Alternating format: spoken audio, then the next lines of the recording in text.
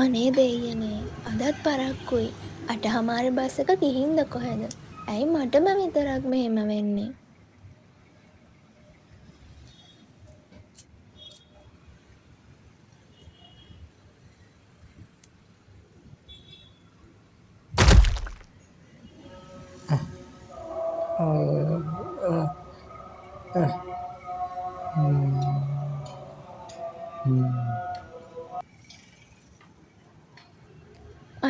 අනේ සොරි මං ගොඩක් හදිස්සියෙන් හිටියේ මම දැක්කේ නෑ ඔයා ඉන්නවා.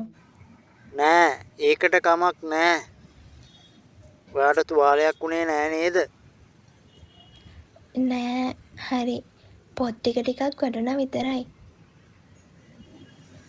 පොත් කියවන අය අද කාලේ ගොඩක් අඩුයි. ඒ අතරින් ඔයා පොඩ්ඩක් අමුතු කෙනෙක් වගේ. එහෙම නේද? ඔව් මම පොත් නැතුව ඉන්නේ කොහොමද කියලා දන්නේ නෑ. සල්ලි නැති වුණත් කමක් නෑ පොත් තියෙන්න ඕනි. ඔයා මෙතන නිතරම ඉන්නවද?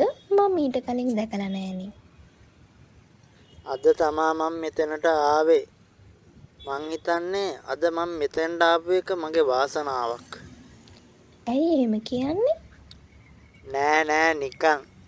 ඔයාගේ නම මොකක්ද කියන්න පුළුවන්ද? නදීෂා ඔයා මගේ නම සමීර.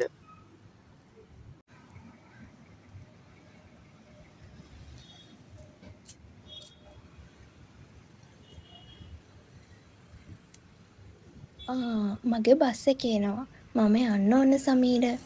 සමහර හමුවීම් හිතන්නත් කලින් හිතට ඇවිත් ඉවරයි නේද?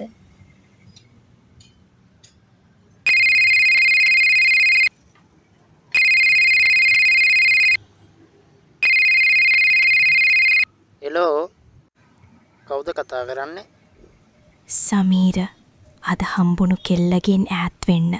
නදීෂ කියන්නේ ඔයාගේ ජීවිතේ විනාශ කරන කෙනෙක්. ඔයා එහෙම කියන්නේ කොහොමද?